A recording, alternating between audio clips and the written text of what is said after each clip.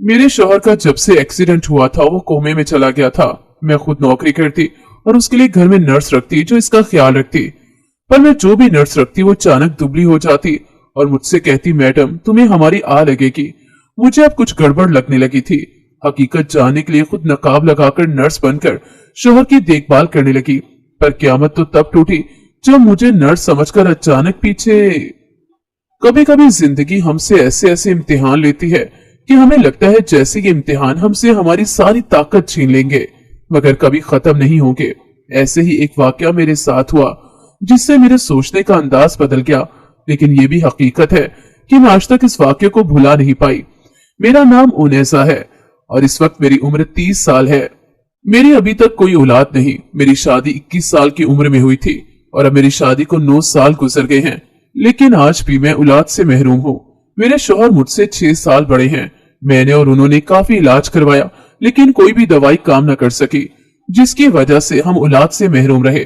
मेरे शौहर आतिफ एक गवर्नमेंट स्कूल टीचर हैं और उनकी आमदन से हमारा अच्छा खासा गुजारा हो जाता है। बच्चे हैं नहीं जिनकी परवरिश और जरूरियातें जिंदगी पूरी करने के लिए हमें ज्यादा पैसों की जरूरत होती। तभी आतिफ की कमाई से हमारा अच्छा गुजर बसर हो रहा था। मेरी कोई नन नहीं थी, ना ही कोई देवर था, बस एक जेठ था जो खुद भी शादीशुदा और 4 बच्चों का बाप था। वो और हम अलग अलग ही एक शहर में रहते थे, मगर एक दूसरे के घर आने जाने में हमें आधा घंटा तो लग ही जाता था। मेरे सास ससुर हयात नहीं थे, बल्कि मेरी और आतिफ की शादी के 2 साल बाद ही आगे पीछे वफात पा गए थे। मेरे सास और ससुर हम दोनों के साथ ही रहते थे, क्योंकि बड़े बेटे की निस्बत उन्हें आतिफ से ज्यादा मोहब्बत थी।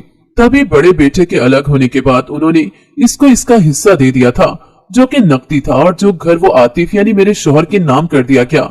मेरे मायके में मेरे माँ बाप और 2 भाई थे, जो दोनों ही शादीशुदा और बच्चों वाले थे। वो अक्सर मुझसे मिलने आते जाते रहते थे। मेरी कोई बहन नहीं थी, सिर्फ 2 भाई ही थे। अपनी औलाद ना होने के बायस मैंने आतिफ से बात की कि हम मेरे भाई से उनका एक बच्चा गोद ले लेते हैं, लेकिन आतिफ ने यह कहकर लेने से इनकार कर दिया कि वो अपना खून गोद लेना चाहते हैं, ना कि किसी और का। अगर लेना ही है तो मेरे भाई से लेते हैं। उनके भाई से उनका खूनी रिश्ता था, मेरा नहीं, लेकिन वो उसकी औलाद ले सकते थे, मेरे भाई की नहीं। ये बात मुझे बुरी तो लगी, लेकिन मैं चुप कर गई कि मुझे अपने शौहर की खुशी भी अजीज थी और मैं कोई भी हंगामा या एतराज करके उन्हें तकलीफ नहीं देना चाहती थी। बच्चा गोद लेने का फैसला करने के अगले ही दिन हम लोग मेरे जेठ यानी आतिफ के बड़े भाई के घर गए थे और उनके सामने अपना मुद्दा रखा था। मेरे शौहर की बात सुनकर वो कुछ देर एक दूसरे का मुंह देखते रहे और फिर मेरी जेठानी ने 2 टोक इनकार कर दिया कि वो अपना बच्चा हमें नहीं दे सकती। इनके 4 बच्चे थे, 2 बेटे और 2 बेटियां। मैंने कहा भी कि आपके तो 4 बच्चे हैं, बेटा नहीं तो बेटी ही दे दे, मगर उन्होंने कहा कि बेटियां भी उन्हें बेटों जितनी ही अजीज हैं और वो हरगिज भी हमें बच्चों में से कोई बच्चा नहीं देंगी। मेरे शौहर आतिफ ने अपने भाई को आस भरी नजरों से देखा तो वो भी 2 टोक इनकार करके कि उन्हें अपने सभी बच्चे बेहद अजीज हैं और वो किसी एक को भी खुद से अलग नहीं कर सकते। आतिफ को अपने बड़े भाई पर जो मान और भरम था वो एकदम टूट कर रह गया और यूं हम दोनों नाउमीद होकर वापस घर आ गए। आतिफ ने घर आने के बाद मुझसे कहा कि तुम अपने भाई से औलाद ले लो, मगर इस सब के बाद मेरी हिम्मत न हुई कि कहीं आतिफ की तरह मेरा मान और भरम भी न टूट जाए। तब से हम दोनों यूं ही बे औलाद थे। ना किसी यतीम खाने से बच्चा गोद लिया, ना ही मैंने अपने किसी भाई से मांगा। हम दोनों ने खुदा की रजा में राजी होने का फैसला कर लिया और ये सोचकर राजी हो गए कि हम दोनों एक दूसरे के लिए हैं और खुदा हमारे लिए काफी है। जिंदगी एक बार फिर हस्बे मामूल गुजरने लगी थी। मेरा शौहर काम पर चला जाता और मैं घर के कामकाजों में मसरूफ हो जाती। कामकाज थे ही कितने, तभी ज्यादातर फारिग रहती और जो फारिग वक्त होता उसमें या तो टीवी देख लेती या कढ़ाई का काम कर लेती, जो मुझे बहुत अच्छे से आती थी। शादी के शुरू के कुछ महीनों में मैंने नौकरी की थी, लेकिन फिर घर के कामों में उलझकर मैंने नौकरी को खैरबाद कह दिया, क्योंकि मैं ससुराल और नौकरी को एक साथ संभाल नहीं पा रही थी। सास ससुर के मरने के बाद जब काफी अरसे तक औलाद नहीं हुई और मैं डिप्रेशन में जाने लगी, तब आतिफ ने मुझसे कहा था कि नौकरी कर लो ताकि मेरा जहन एक ही बात को सोचता न रहे बल्कि कहीं मसरूफ हो जाए। लेकिन मैंने तब भी इनकार कर दिया और कढ़ाई में दिल लगाने लगी। जिंदगी यूं ही आसो यासियत की कैफियत में गुजरती जा रही थी। मैं और आतिफ खुश रहने की कोशिश करते, मगर हम दोनों ही जानते थे कि हमारी खुशी कितनी मसनूई और खोखली होती है।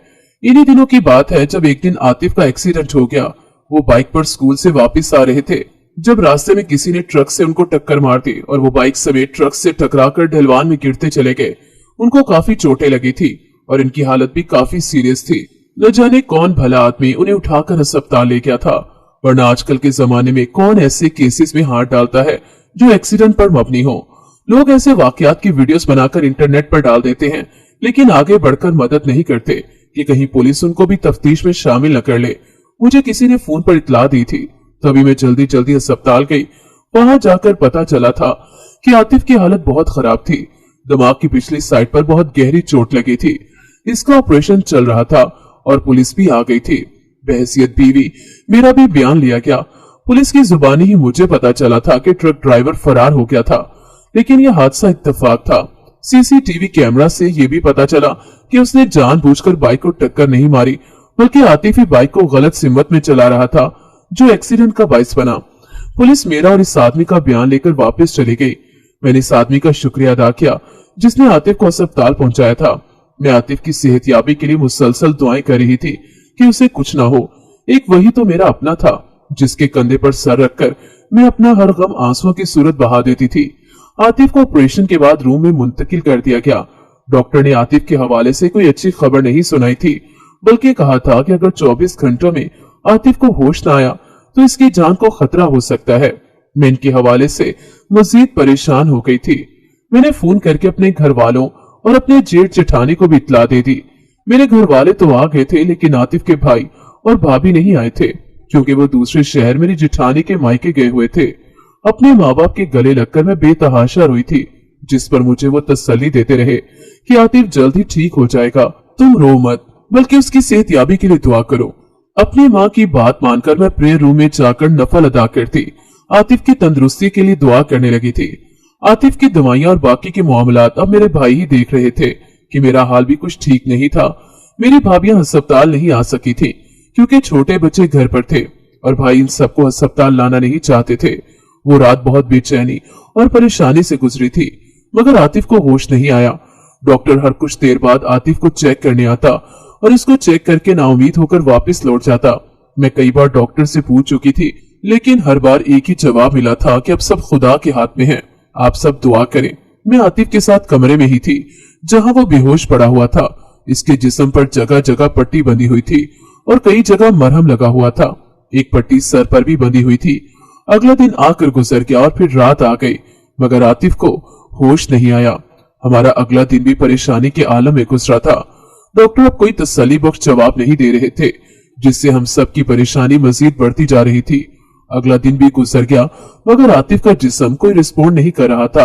आतिफ के एक्सीडेंट को 2 दिन गुजर गए थे, मगर आतिफ को होश न आया। 2 दिन बाद ही आतिफ का बड़ा भाई यानी मेरा जेठ भी आ गया था और साथ में मेरी जेठानी भी थी। वो लोग कुछ ही देर ठहरे थे और फिर ये कहकर चले गए कि उन्हें किसी शादी में जाना है। मैं तासुफ से उनको देख कर रह गई कि सगा भाई जिंदगी और मौत के दहाने पर है और इनको शादी की पड़ी है। इनके जाने के बाद मैं एक बार फिर आतिफ की सेहतयाबी के लिए दुआ करने में मशगूल हो गए।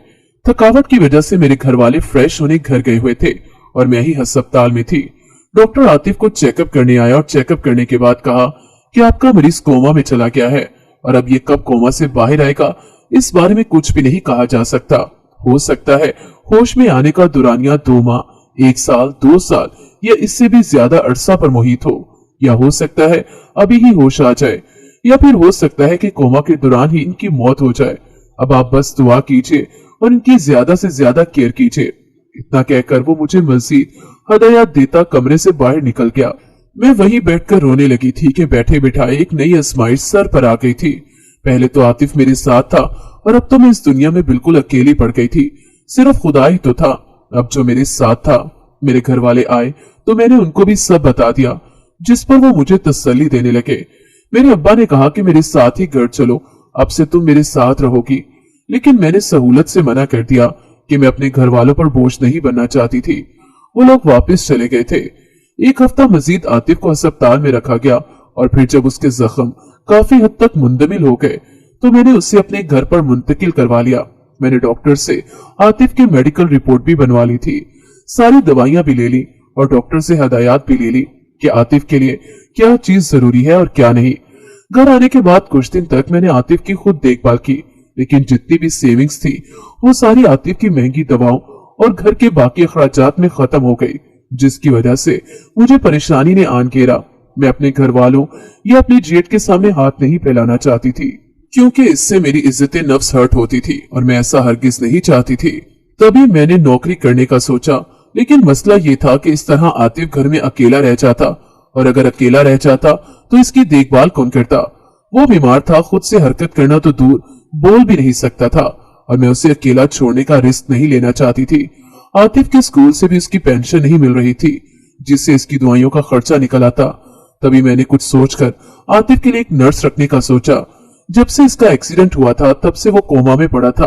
तभी अब मैं नर्स रखने का सोच रही थी, ताकि खुद मैं नौकरी कर लूं और जो नर्स रखती इसकी तनख्वाह भी अपनी तनख्वाह से दे ही देती। यही सोचकर मैंने अस्पताल वालों से नर्स का मुतालबा कर दिया, जो अगले ही दिन मेरे घर पहुंच गई। मैंने उसे तमाम काम समझा दिया, आतिफ को कौन सी दवा किस वक्त देनी है इस बारे में भी सब कुछ समझा दिया, और वो बआसानी समझ भी गई थी, क्योंकि काम इतना मुश्किल नहीं था। अगले दिन मैं नौकरी के लिए कंपनी में इंटरव्यू देने के लिए गई, लेकिन वहां कामयाबी नहीं हुई थी। मैंने 2-3 और कंपनियों में इंटरव्यू दिया और घर वापस आ गई। मुझे उम्मीद थी कि कहीं ना कहीं तो मुझे जॉब मिल ही जाएगी। 2 दिन गुजरे तो मेरे जेठ और जेठानी मिलने आए और कुछ देर बैठकर वापस चले गए, यानी कि आने का सिर्फ तकल्लुफ ही किया था। मैंने नर्स से उसके काम की रिपोर्ट ली और फिर आराम करने चली गई। अगले दिन मुझे एक कंपनी से कॉल आ गई, जिन्होंने मुझे अपॉइंट कर लिया था। मेरी खुशी का कोई आलम न था, और अगले ही दिन मैं काम पर चली गई थी। जिंदगी अब मामूल पर आ गई थी। अब मैं सारा दिन जॉब पर होती, जबकि पीछे घर पर नर्स मेरे शौहर आतिफ का ध्यान रखती और उसकी देखभाल करती। आतिफ की तरफ से मुझे कोई फिक्र न थी कि नर्स अच्छे से अपनी ड्यूटी निभा रही थी। इस नर्स को मेरे घर पर काम करते हुए 2 हफ्ते हो गए थे, लेकिन इन 2 हफ्तों में मैंने नोट किया कि वो नर्स अचानक से दुबली पतली हो गई। हालांकि जब वो यहाँ काम करने आई थी तो वो बेहद सेहतमंद और मोटी थी, लेकिन अब वो अचानक से दुबली पतली हो गई थी। लेकिन फिर मैंने अपने इस ख्याल को अपना वहम मानकर झटक दिया। 2 हफ्ते बाद एक दिन जब मैं काम से घर वापस आई तो देखा वो नर्स बाहर के दरवाजे पर बैठी थी। मैंने जाकर उससे बाहर बैठने की वजह पूछी तो वो गुस्से से बोली, मैडम तुम्हें मेरी आ लगेगी। इतना कहकर वो मेरे घर से निकलकर चली गई। मैं उसे आवाजें देती रह गई, लेकिन उसने मेरी एक न सुनी और चली गई। मैं परेशान सी होती घर के अंदर चली आई। आतिफ अपने कमरे में बेसुध पड़ा था। मैंने नर्स के रवैये को सोचते हुए अपने लिए खाना बनाया और फिर खाकर सोने के लिए चली गई। मैंने अगले दिन ही आतिफ के लिए नई नर्स का इंतजाम कर लिया, ताकि मुझे जॉब पर आतिफ के सिलसिले में परेशानी न होती रहे। मैं मुतमईन और पुरसकून होकर अपना काम करती रहूं। इस नर्स को भी मैंने इसका काम समझा दिया था, और ये नर्स पहली नर्स से भी ज्यादा काबिल थी। तभी मैंने पहली नर्स को अपने जहन से बिल्कुल झटक दिया था। इस दौरान मेरे घर वाले अक्सर मुझसे मिलने जुलने और आतिफ की खैर खैरियत लेने आते रहते थे। आतिफ की तबीयत में कोई सुधार नहीं आया था, लेकिन मुझे उम्मीद थी कि वो बिल्कुल ठीक हो जाएगा। मैं अक्सर उसके डॉक्टर से मिलने जाती रहती थी। दवाइयां बदलता रहता था। सारी दवाइयां लिक्विड फॉर्म में होती थी, जो कि आतिफ की लिक्विड खुराक के जरिए उसे दी जाती थी। इस नर्स को मेरे घर में काम करते और आतिफ की देखभाल करते हुए अभी 1.5 हफ्ता हुआ था, जब एक बार फिर मैं सोच में पड़ गई, क्योंकि ये नर्स भी अचानक से दुबली पतली हो गई थी। ये नर्स भी जब मेरे घर में पहले दिन आई तो काफी सेहतमंद थी, मगर अब बिल्कुल दुबली पतली हो गई थी, जो मेरे लिए बेहद हैरानी का बाइस था, क्योंकि अभी उसे मेरे घर में काम करते हुए सिर्फ 1.5 हफ्ता हुआ था। अचानक ऐसे क्या हुआ जो वो यूं दुबली पतली हो गई है? मैंने उसे पूछने का इरादा किया, मगर यह सोचकर सर झटक गई कि यकीनन वो डाइट पर होगी, वरना इतनी अचानक तो कोई भी दुबला पतला नहीं हो सकता। यही सोचकर मैंने उससे कुछ ना पूछा।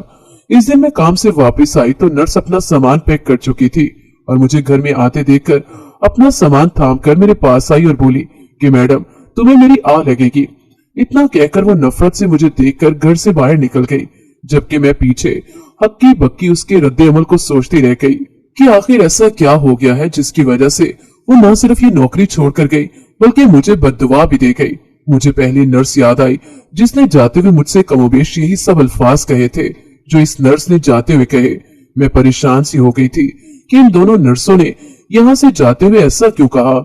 मैंने कुछ सोचकर पूरे घर की तलाशी ली, लेकिन मुझे ऐसा कुछ भी न मिला जिससे मैं इन नर्सों के ऐसे रवैये की वजह जान पाती। थक हार कर मैं एक नई नर्स को हायर करने लगी जो अगले 2 दिनों में मेरे घर आ गई थी। इस दफा मैं दुआ कर रही थी कि ऐसा कुछ ना हो, जैसा पहले हो चुका है। तीसरी नर्स को हायर किए हुए एक दिन हो चुका था। वो अपना काम बिल्कुल वैसे ही कर रही थी जैसे मैंने उसे कहा था। इसके काम से मैं खुश थी, तभी मुतमईन भी थी। इस नर्स को मेरे घर में काम करते हुए 3 हफ्ते हो गए थे और मैंने देखा कि वो नर्स भी पहले से कुछ दुबली पतली हो गई है। इसकी ये हालत देखकर मैं फिक्र में मुब्तला रहने लगी थी कि कहीं ये नर्स भी नौकरी छोड़कर न चली जाए। अगर ऐसा होता तो फिर आतिफ की देखभाल के लिए कोई घर पर न रह पाता, क्योंकि बाकी दोनों नर्सेज ने वापस जाकर न जाने अस्पताल वालों को क्या बताया था। क्या वो मुझे कोई नर्स देने को तैयार न थे। और ये जो तीसरी नर्स थी ये भी मेरी बहुत मेहनतें और तरले करने के बाद मुझे मुहैया की गई थी। जो दिन गुजरते जा रहे थे मेरी परेशानी में इजाफा होता जा रहा था। 3.5 हफ्ते गुजर गए तो मैंने शुक्र का सांस लिया कि ये नर्स यहाँ टिक गई है और ये पहले की तरह मुझे जवाब देकर नहीं जाएगी। ये नर्स भी पहले से काफी दुबली पतली हो गई थी, लेकिन मैंने इस बात को नजरअंदाज कर दिया। मुझे लगा कि शायद पहली नर्सों के साथ कोई मसला था, तभी उन्होंने ऐसा बूदा बहाना किया और चले गए। इस दिन तो मैं यह सब सोचकर पुरसुकून हो गई, लेकिन इससे अगले दिन जब मैं काम से वापस आई तो तीसरी नर्स भी अपना सामान पैक किए जाने को तैयार नजर आ रही थी। मैं घर पहुंची तो उसने मुझे देखकर यही कहा कि मैडम तुम्हें मेरी आ लगेगी। इतना कहकर वो भी चली गई तो मैं सर पकड़कर बैठी रह गई।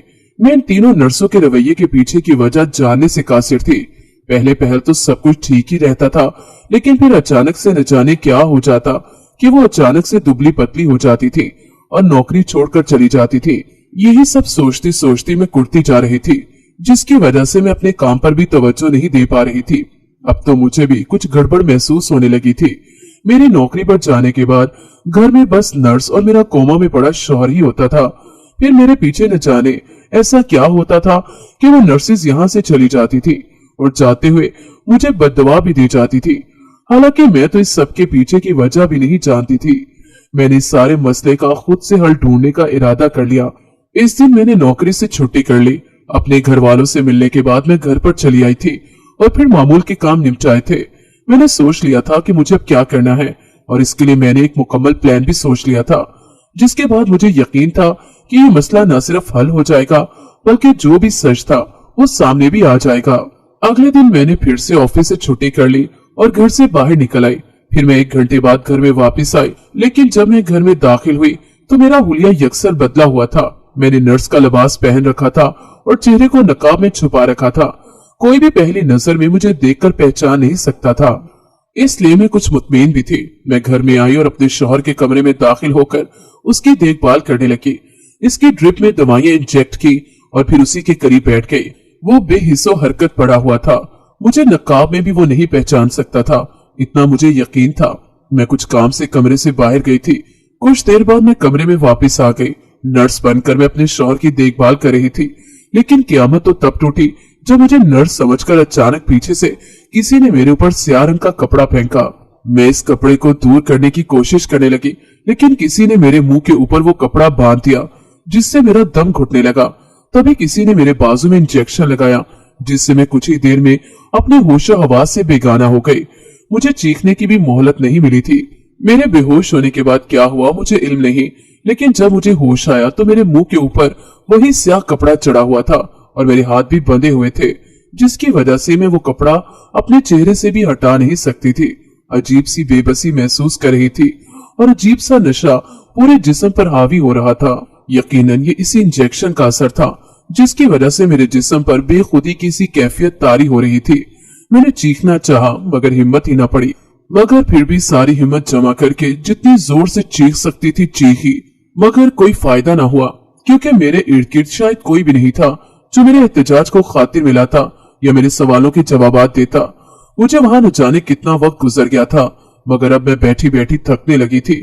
तभी मैं बंधे हाथों से ही लेट गई। मुसलसल बंधे हाथों की वजह से मेरे बाजू अकड़ से गए थे और दोनों बाजुओं में दर्द होने लगा था। तभी अचानक दरवाजा खुलने की आवाज सुनाई थी। इससे पहले कि मैं उठकर बैठती, किसी ने मेरे बाजू में एक और इंजेक्शन लगाया और मुझे उठाकर बिठाया। इस इंजेक्शन के लगते ही मेरे जिस्म पर एक बार फिर अजीब सा सरूर छाने लगा, जिसका साफ मतलब था कि एक दफा फिर से मुझे नशे का इंजेक्शन लगाया गया था। लेकिन मुझे अभी तक अपने इस सवाल का जवाब नहीं मिला था कि ये सब कौन कर रहा था। तभी किसी ने झटके से मेरे चेहरे से वो काला कपड़ा हटाया और मेरे चेहरे से कपड़ा हटते ही एक मर्दाना चीख फजा में गूंजी। इस मर्दाना चीख में मेरा नाम भी पुकारा गया। मैंने बंद होती आंखों को मुश्किल खोलकर सामने देखा तो मेरे जहन को झटका लगा और आंखें बेयकीनी से फटी की फटी रह गई। इससे पहले कि मैं कुछ बोलती, अचानक मेरा जहन अंधेरे में डूबा और मैं बेहोश हो गई। दोबारा मेरी आंख खुली तो मैंने खुद को अस्पताल के कमरे में पाया। मेरा जहन बेहद बोझल हो रहा था और आंखें बेतहाशा दर्द कर रही थी। मैंने इर्द गिर्द देखा तो पूरे कमरे में कोई नहीं था। मुझे बेहोश होने से पहले का वाकया याद आया तो मैंने उसे जोरों शोर से झुठला दिया, क्योंकि बेहोश होने से पहले मैंने अपने सामने आतिफ को देखा था, अपने शौहर को, जो कि कोमे में था। मगर वो कोमे में नहीं था, बल्कि तब मेरे सामने होशो हवास में सही सलामत खड़ा था। ऐसा हो ही नहीं सकता था, क्योंकि वो तो कोमे में था, तो वहां कैसे आ सकता था? यकीनन ये सब इस इंजेक्शन की वजह से मुझे नजर आ रहा था। अभी मैं ये सब सोचती इस सबको अपनी गलत फहमी करार देकर झुठला ही रही थी जब कमरे का दरवाजा खुला तो आने वाले को देखकर मैं एक बार फिर शुश्तर रह गई थी, क्योंकि दरवाजे से अंदर आने वाला और कोई नहीं बल्कि मेरा शौहर आतिफ ही था। मुझे अपनी आंखों पर यकीन नहीं आ रहा था। तभी मैं टुकर टुकर उसको देखे जा रही थी। आतिफ मुझसे नजरें चुराकर मुझसे मेरा हालचाल पूछने लगा तो मैंने सीधा सीधा उससे सख्त लहजे में इस सब की वजह पूछ ली। आतिफ कुछ देर चुप रहा। मुझे उसके चेहरे पर शर्मिंदगी साफ नजर आ रही थी, मगर जब वो बोला तो मेरा मुंह खुल गया। उसने कहा था कि तुम उम्मीद से हो। मैं बेयकीनी से उसका चेहरा देखने लगी। आतिफ ने कहा कि मुझे इस बात का इल्म नहीं था, ना ही इस बात का कि इस नर्स की जगह तुम हो, वरना कभी तुम्हारे साथ ये सब करने का न सोचता।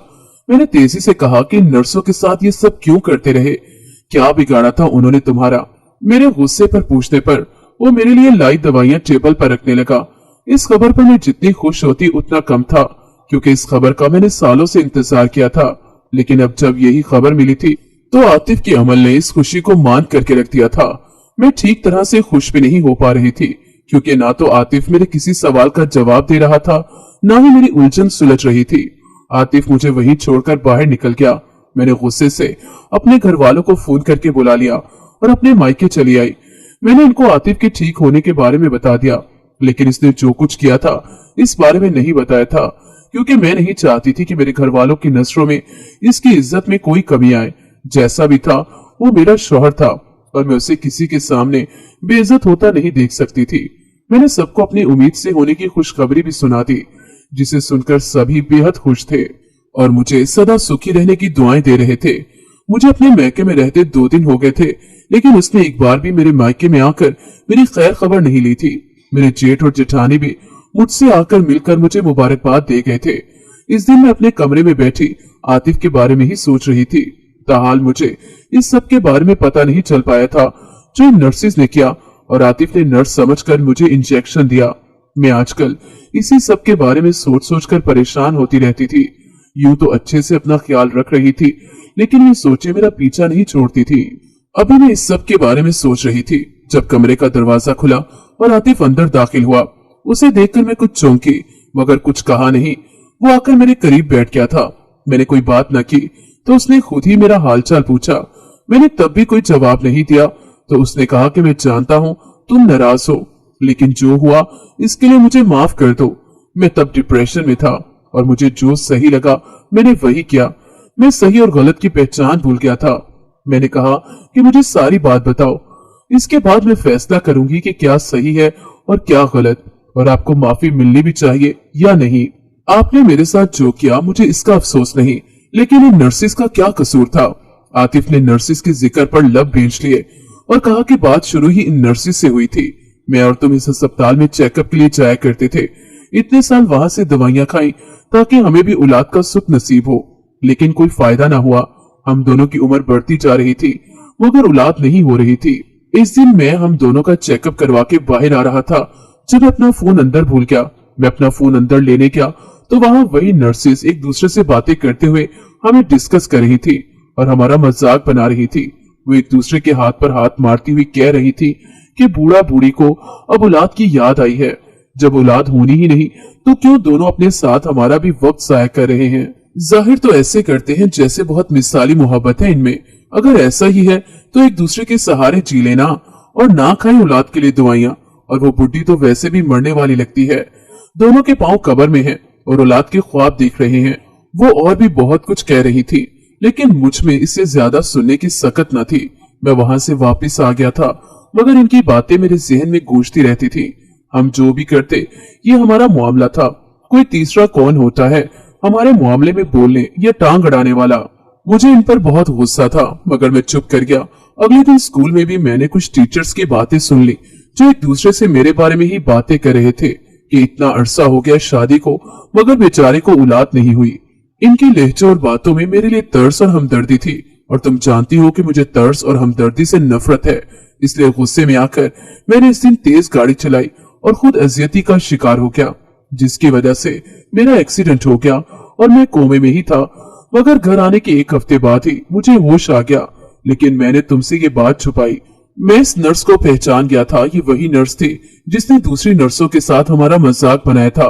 तभी मैं चुपके से इनके खाने या पीने के पानी में नशे की दवाई मिला देता, जिससे वो तकलीफ में मुब्तला हो जाती तो मुझे सुकून मिलता, और इस तरह वो पहले की तरह सेहतमंद भी नहीं रहती और नौकरी छोड़ देती। मैंने तीनों नर्सों के साथ यही सलूक किया था। तुम्हें बद्दुआ वो यही सोच कर देती थी कि शायद तुम उनके साथ ऐसा करती हो। जिस दिन तुम नर्स बनकर आई, उस दिन मैंने खाने या पानी में दवा मिलाने की बजाय इंजेक्शन लगाना जरूरी समझा। मैं नहीं जानता था कि वो तुम हो। लोगों की बातों, तानों और हमदर्दियों से तंग आकर मैं डिप्रेशन का शिकार होने लगा था, और यूं करके मुझे तस्कीन सी मिलती थी। लेकिन पिछला एक हफ्ता मैंने इस बारे में सोचा तो एहसास हुआ कि मैं गलत था। लोगों का काम ही है दूसरों के बारे में बातें करना। हम किसी का मुंह बंद नहीं कर सकते। मैंने डिप्रेशन की दवाई खाई है और अब मैं ठीक हूँ। इन नर्सेस से भी अपने किए की माफी मांगी है और उन्होंने भी मुझे माफ कर दिया है। हो सके तो तुम भी मुझे माफ कर दो। आतिफ की सारी बात सुनकर मैंने गहरा सांस भरा। इसने जो कुछ कहा शायद वो किस्मत में इसी तरह होना लिखा था। मैंने आतिफ को सच्चे दिल से माफ कर दिया कि उसने जो किया वो गुस्से में अंधे होकर किया, और वो अपने किए पर शर्मिंदा भी था। मैंने आतिफ को माफ कर दिया और अपने घर आ गई, अपने और आतिफ के घर। अब मैं और आतिफ सुकून से जिंदगी जीने लगे थे, क्योंकि अब किसी के पास भी हमें मारने के लिए बेऔलादी के ताने नहीं थे। लोग ये नहीं सोचते कि इन तानों से किसी बेऔलाद जोड़े पर क्या असर पड़ता है। लोगों को बस अपनी अना की तस्कीन प्यारी होती है। आज मेरे 2 बच्चे हैं, एक बेटा और एक बेटी, और मैं और आतिफ एक दूसरे के संग एक खूबसूरत जिंदगी जी रहे हैं।